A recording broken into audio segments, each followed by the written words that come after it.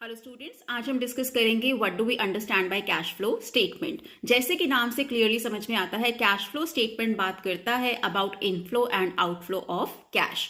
Cash flow statement try करता है to explain the reasons behind changes in cash position of a company. यहाँ पर हमारे पास दो बैलेंस शीट्स अगर हैं, दोनों में कैश का जो नंबर है वो अलग अलग है, सो वो अलग क्यों है, पैसा कहाँ से आया कहाँ पर गया, that is what we discuss in cash flow statement. पैसा बहुत तरह के रीजन से आ सकता है कंपनी में, दैट मीन्स कैश इनफ्लो के बहुत सारे रीजंस हो सकते हैं। For example sale of asset, it can be money coming from operational activities, it can be issue of shares, so ये सब कैश इनफ्लो के रीजंस हो सकते हैं।